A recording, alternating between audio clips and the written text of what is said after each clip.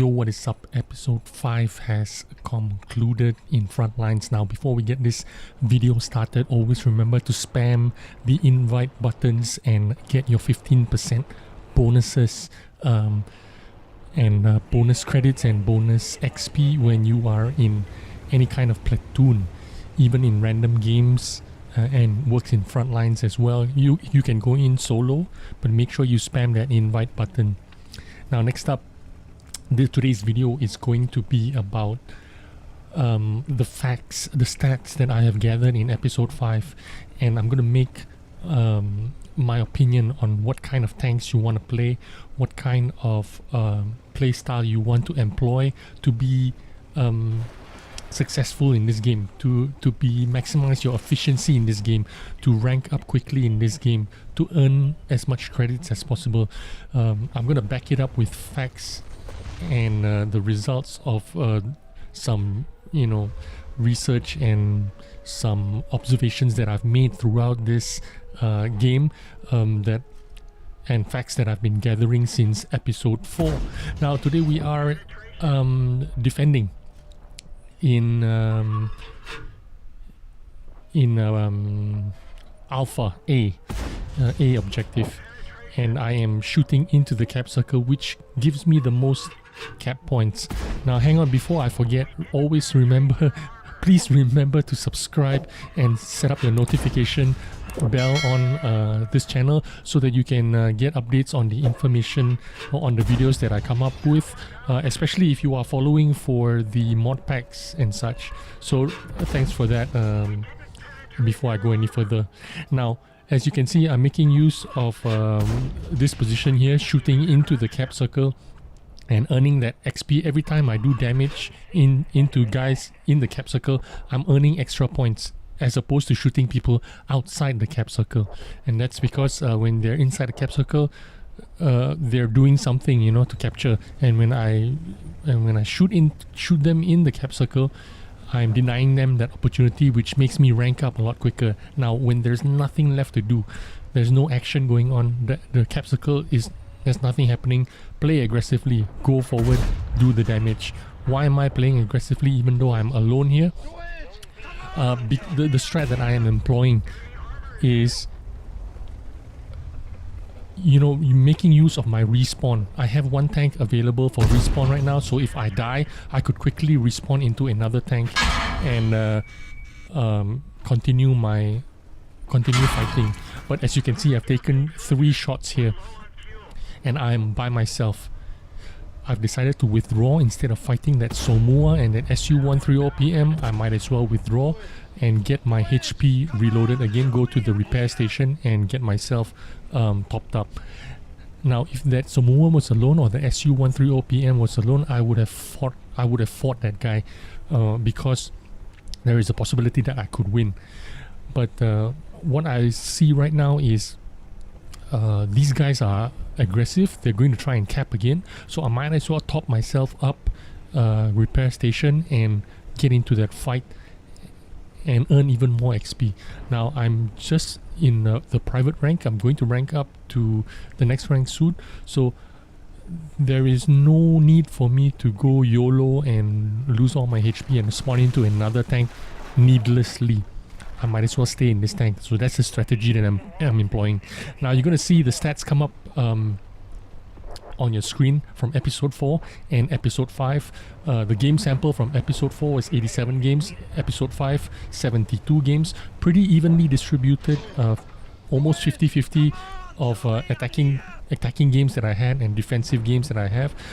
In episode 4 I had 42 defensive games and 45 attacking games. In episode 5 I have 34 defensive games and 38 attacking games, almost 50-50 balance. Now, as you can see, the defensive team in episode 5 have won 43% of the time, which is a lot better than the 29.88% of the time it won in episode 4.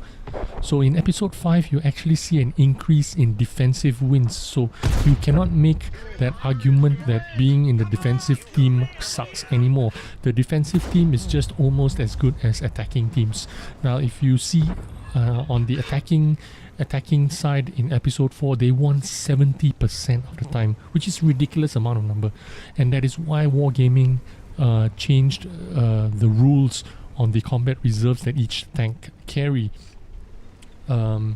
You remember the light tanks used to carry 3 combat reserves, but it's the other way around now. Episode 5 combat reserve changes have really impacted the game mode. Now you're going to see me being very aggressive right now, and the reason why I'm being aggressive is because I'm ready to throw my tank. I'm going to get as much use as I can here, do as much damage as I can, kill as much people as I can. I'm ready to switch tanks. Now I can switch tanks by holding down J and abandoning this tank, or I can use my HP to trade, kill people, trade. You look at my reserve right now, I have 2 tanks in my reserve panel, which means if I died twice now, I still could respawn. I don't need to have a long cooldown and wait for a tank to appear in my garage. So I have 2 tanks, I'm ready to die now. I just need to be aggressive and make full use of my HP here, get as much damage as I can and rank up. Now, you need to remember, you need to change your state of mind when you play Frontlines mode. It's not like randoms, where you need to save your HP for the entire game. You have the option of respawning in another tank, so you need to change your mindset a little bit here, modify it a little bit. You can YOLO and die, or you can hit the J button for 15 seconds and abandon the tank. Now I've decided to make use of my HP, get a good trade, kill 2 guys, do a little damage on an IS-38 before I died, and I'm ready to switch flanks and switch tanks.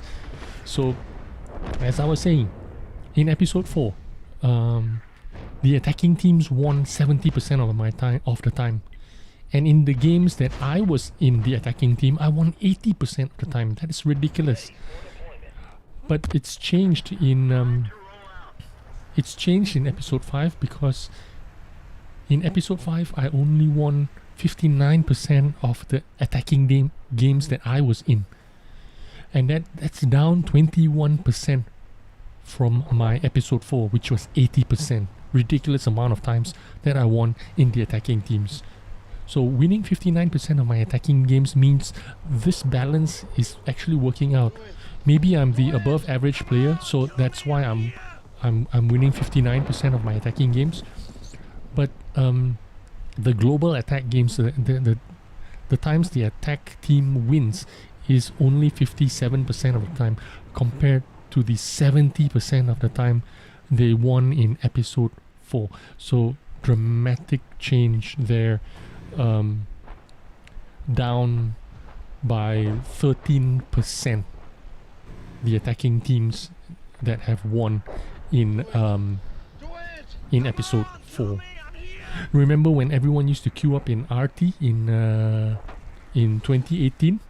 And in episode 1 and episode 2, a lot of people are playing RT because easy farm, 3 slots in your garage. You can put artillery strike, you can put air strike in your slots, and you're gonna like easy general. A lot of people were queuing up. So many people were queuing up that there were more RTs queuing up in Frontlines than any other class.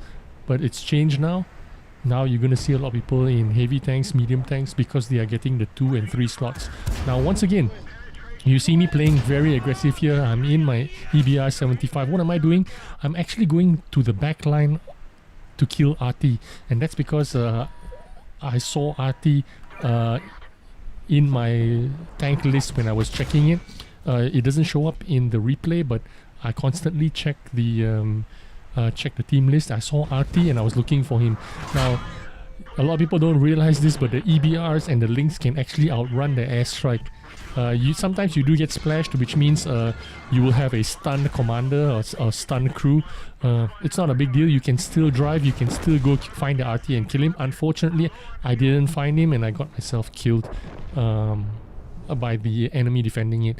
But that's okay. Why? Because I still have another tank in my garage that I can use. So that's what I'm gonna do. Spawn into another tank, and I think this could be my last tank in the reserve. So that's exactly what I'm gonna do. Now, nowadays, as you know, heavy tanks are the ones that are carrying the 3 slots, and normally they're going to be carrying the engineering, they're going to be carrying inspire, and they're going to be carrying one of those artillery strikes, either artillery strike or airstrike. Now I suggest taking the artillery strike because the artillery strike is a lot more accurate than the airstrike. Airstrike is like carpet bombing. You don't do a lot of damage and you hit a bigger part of the area. I don't find it as effective as artillery. Artillery is much more accurate and specific, more focused on your target. And medium tanks carry 2 slots, which means you can carry engineering and inspire. Now I'm going to go into that a little bit further. Why engineering and inspire? And light tanks only carry 1 slot, which is usually engineering, because you want to get that when you are capping or getting into the cap circle to cap. You earn more points that way. Now I'm in my LT432. I'm looking for shots into the objective alpha. I'm still in objective alpha because I've not switched flanks, because if you're looking at the map like I do constantly, you can see all the action is happening on alpha. Now normally I am very liberal and I like switching flanks, and going to where the action is one of the ways you need to play this game. If you are managing your respawns well, you know that you can give up your give up one of your tanks. You can YOLO and die, and you can still respawn in a new tank. You need to make use of that HP pool and make effective use of that HP pool. Go and shoot those guys that are inside the objectives, where you will earn the most XP and most frontline XP points. So that's exactly what I'm doing. I'm managing that respawn availability. I'm making sure that I have tanks that are available to respawn in, so that way I can put the tank that I'm in at risk. I can go straight into the attack and kill those people. Now this is my last tank that I'm in, and the biggest part of this video is this tank, because I'm going to have a great game in the Lynx 6x6. This is my new tank. I just got this tank because I saw a lot of people having success in EBRs and Lynx. I decided that I need 2 of these. Even though this is not a premium tank, I'm not earning premium points in this tank. I'm going to continue to use this tank because this tank is amazing for this game mode. I decided that the EBR is not enough, because once the EBR is gone, I have no other wheel tank. So I might as well get this Lynx 6x6 and run 2 wheeled tanks. Now here comes the LT432. He's being very aggressive, chasing me down. Now remember, this is my last tank. I don't have a respawn tank available yet in my garage, so I need this tank to survive. Now he's going to chase me. Now I'm going to wiggle as much as I can. Now normally they don't hit so well, even though they're auto-aimed when I'm wiggling. I tend to survive a lot, but this guy is extremely lucky and he's hitting his shots. I managed to dodge 1 shot from another tank, but this 432 is very, very aggressive, chasing me down. He wants me bad. And just as well, I have some teammates here that's gonna be covering me, and they're gonna go down and deal with this 432 and kill him off, and I make it safely to the repair station. Now remember, as I was saying, engineering and inspire are the 2 most important things in this game. Now I'm going to recommend, in my opinion, the tanks that you need to play in this game mode to be to make full use of your efficiency and to be successful. Now I did this with a lot of thinking in mind. I thought about this. I watched a lot of people play other tanks. I follow the results. I look at all the guys that make general and what tanks they are using, and that is why I'm making this kind of recommendation. In this game mode, you're going to be playing a lot of medium tanks. Now here you see me taking advantage of shooting into the objective circles again. This is the objective delta, and they can see me, they can't see me. I have a little bit of a hull down here, so I'm going to make use of shooting into these guys and earn that sweet HP points. You see me rank up a lot every time I penetrate any one of those guys inside the cap circle. Now I'm going to recommend you play a lot of medium tanks, and the kind of medium tanks that have a little bit of armor and have a little bit of speed, where they can flex around the map, they can switch positions, change flanks. The T-44 100s are really good.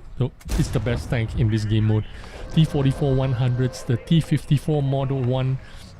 These premium tanks also earn you a lot of credits, and they have a little bit of trollish armor.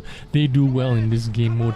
If you don't have these premium tanks, you want to use tanks that are in the tech tree. Of course, the T-44 is going to be a great tank in this game mode. The next medium tanks that are really important in these games, they are doing very well in this mode, are the Progettos and the Lorraines, the auto loaders in the medium tank configuration. Why are they going to be doing extra well, especially with the extra 2 slots? Is because you can run not only engineering, you can run Inspire, which means when you have Inspire on, you can speed up your reload and increase your DPM. You can also be aggressive with the rest of your teammates, and your teammates will benefit from Inspire. You will benefit from the Inspire, because a lot of people are going to be carrying Inspire. You are basically going to be inspired almost all the time. When you're in a brawl, 2-3 people have this Inspire perk on, and all of you are going to benefit from that quicker reload, which means you are going to be defending or attacking really well as a pack. And with an auto reloader or auto loader, you're going to reload a lot quicker, and you're going to shoot a lot of people quicker, you're going to melt people a lot quicker, and you're going to earn a lot of XP and frontline XP a lot quicker. Also, one of the tanks that's quite good, but it's not a premium tank, is a T69. It's an auto loader, tier 8 American medium tank. Looks like a T57, a mini T57. That's going to be really useful. Now again, I have no more HP. I have a tank to respawn in, but I figured that I would go and change flanks with the Lynx. So I'm going to the repair station, and I'm looking at the map all the time, looking at the team sheet, and looking at where the action is and where can I be the most effective. Now, if you're looking at the map, you can see the only action is happening is on the Alpha and Delta line. They've broken through, and they've reached the objectives. They have not even captured Charlie yet, and they've not yet captured Echo, which is the middle of the map, which is where I am right now. So what I'm going to do is actually just go back to Delta and help out and hold them back a bit longer if I can. And as you can see, there is a lot of action, there is a lot of people here, so I'm gonna try and fight my way through here. I'm already major, and only 1, 2, 3 objectives have been captured so far, so I'm doing really well for myself. You can see me lose a lot of tanks, right? I've lost the T-44 100, I've lost the EBR early in the game. I'm in my 3rd respawn tank, but I'm already major. Why? Because I am playing very aggressively. And here you go, you can see 2 people turning on the Inspire, and which I am benefiting from. My reload will be a lot quicker, and I'm ready to die. So I'm gonna go play aggressive. If I get myself killed, that's okay. I've got a new tank to respawn in.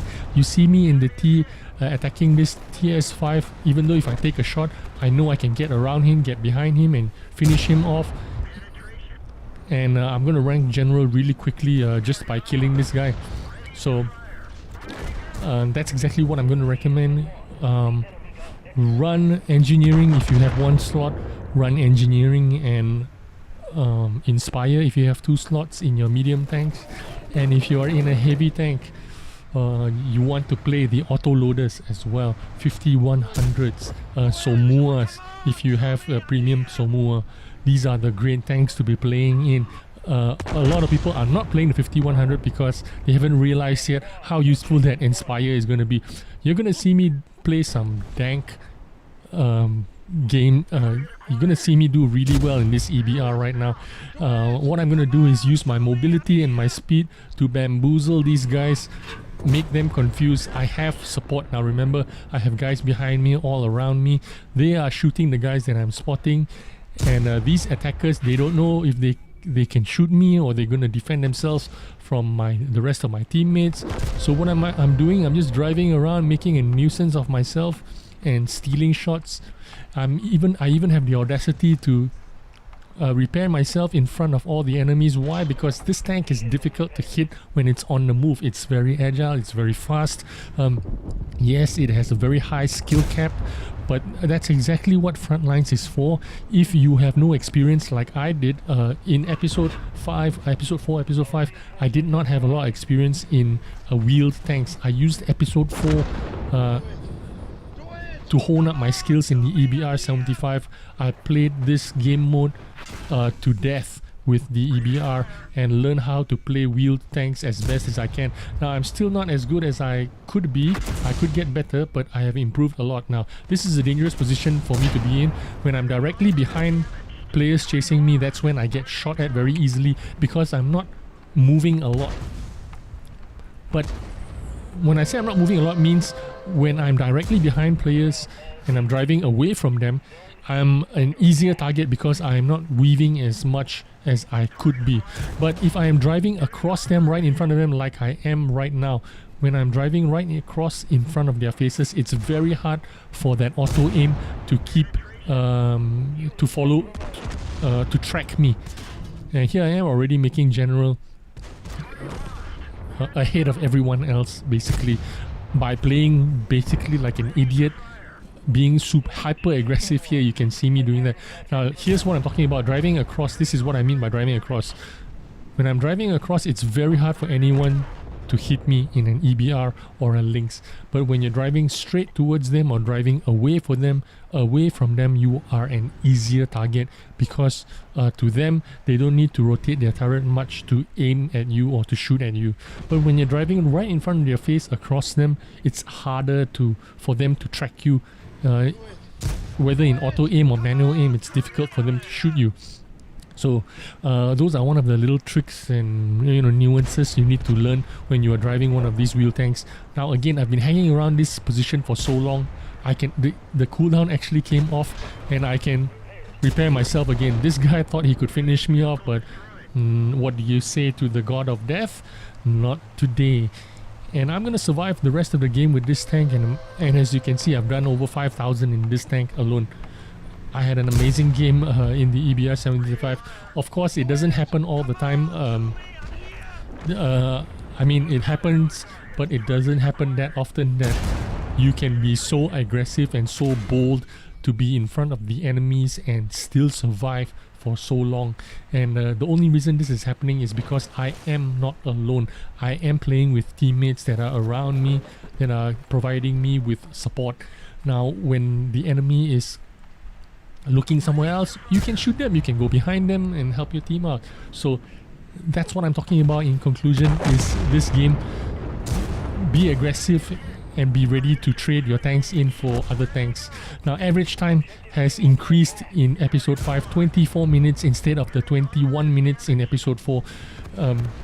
In fact, only 8% of my games are 15 minutes and below, as opposed to episode 4, 15% of my games were below 15 minutes, which means the games are extending longer. Now 29% of my games were 25 minutes and longer, as opposed to episode 4, where only 22% of my games were 25 minutes and longer. So this game is getting longer and longer because of the new changes. Kudos to Wargaming for making these changes and making this game a lot more balanced towards the defensive teams right now.